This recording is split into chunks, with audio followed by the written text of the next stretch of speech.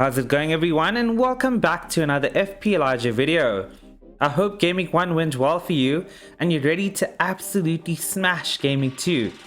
This is a quick reminder of the fixtures for those of you who need a bit of reminding. I won't spend too much time on it, so pause the video if needed.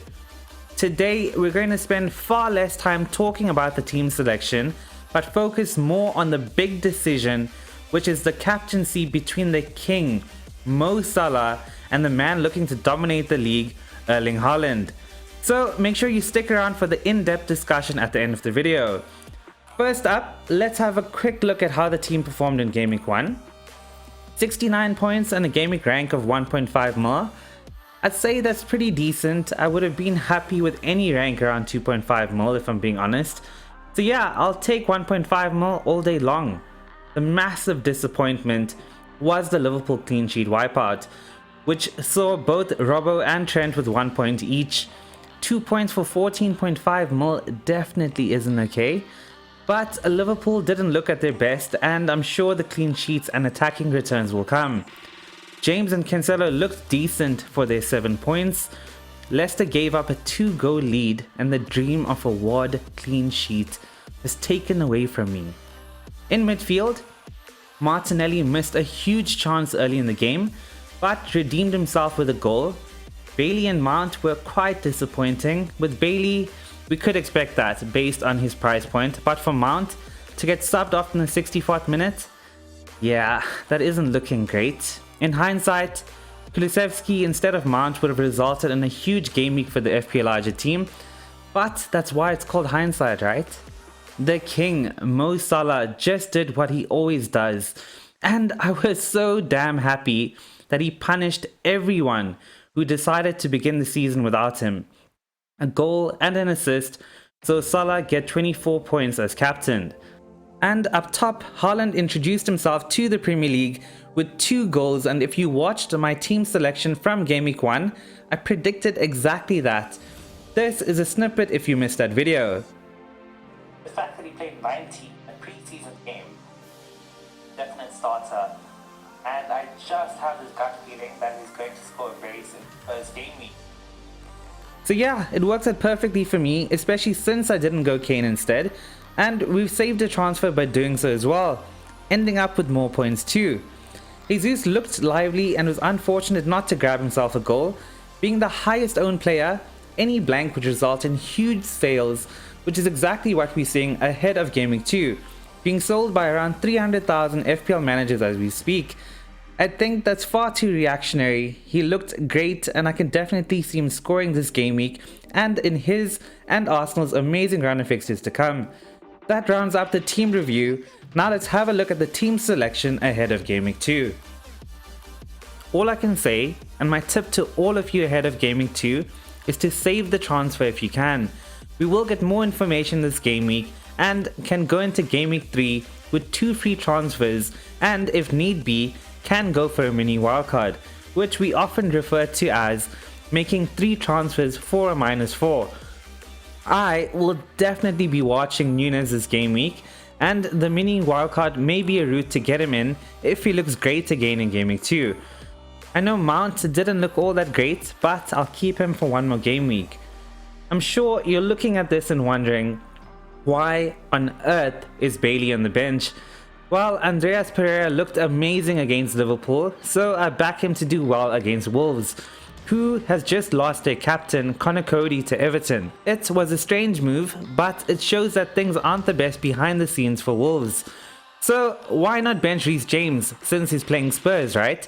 Nah mate, when we talk about high ceiling players, we talk about Salah, Haaland, KDB, Son, Trent and Reece James.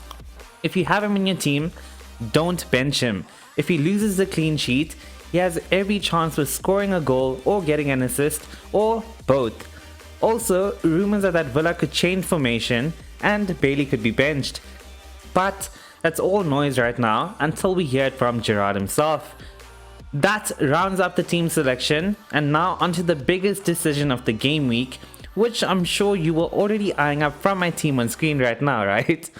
The captaincy. So let's get fully into it. Captaincy this week has already got me changing my playing style just a touch. Over the 6 seasons of playing FPL prior to this season, I've used the eye test, very minimal stats like shots on target, and just going with my gut feeling.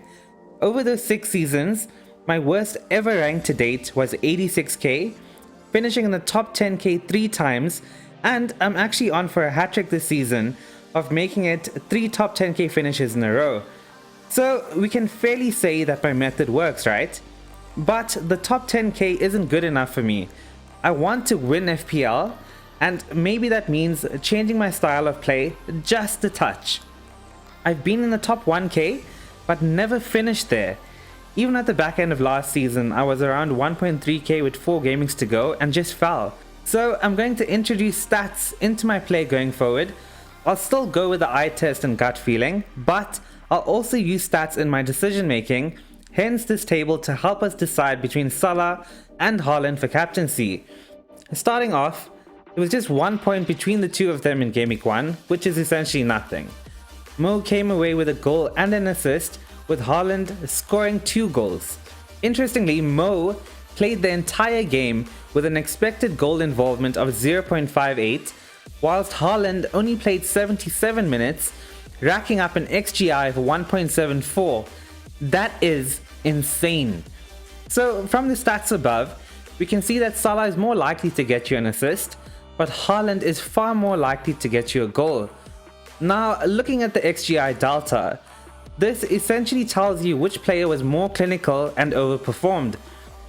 Mo wins that in Gameweek 1, but I quite like a player that takes loads of shots and is always in the box. If we look at touches in the penalty area, Haaland wins that with 10 touches. Going on shots, Mo took 2, with Haaland taking 5, also amassing 5 big chances in the process. Let's not forget that Man City played the more difficult fixture against West Ham in Gameweek 1, whilst Liverpool played a newly promoted team in Fulham. I would never ever bet against the King. He's my favorite player at present, both in football and in FPL, but the stats back Haaland for Gameweek 2. If we look at the fixtures as well, Palace is the better team defensively if we're being honest. Man City averages 4 goals against newly promoted teams over the last 2 or 3 seasons, so I can see a huge score in that game. Let's also consider effective ownership. Haaland is approaching nearly 900,000 transfers in this game week, and he will undoubtedly have the highest effective ownership. So in terms of safety and protection of my rank, Haaland is your guy. If I told you at the end of last season that in Gameweek 2, Liverpool would play their first home game of the season against Crystal Palace, but if you captain Salah, it's high risk, high reward, you would think I'm gone absolutely crazy, right? But that's where we are right now. And the final element to consider is that Haaland plays on Saturday and Mo plays on Monday. If Haaland blanks, it will be a horrible wait until Salah plays on Monday, who is Haaland's main captaincy rival for Gameweek 2, and he'll likely have an effective ownership above 100%. And let's not forget that he's the most consistent and greatest FPL player in the history of the game. So yeah, it's a huge decision. My heart says go with Mo, but the stats, the safe decision, and my brain all says go with Haaland. I'm sticking it on him at the moment, but if I get a gut feeling closer to the deadline, or we may hear any last minute news, I will undoubtedly change to the King. So make sure you subscribe to the channel and have your notifications on, because the moment I decide on my final team, I will post it here on YouTube and on my socials, which are Twitter and Instagram. That rounds up the team selection video. If you enjoyed it, make sure you give it a like. It really goes a long way in helping the channel grow. Comment below if you need any assistance with your team as well. Good luck, and remember to FPL responsibly.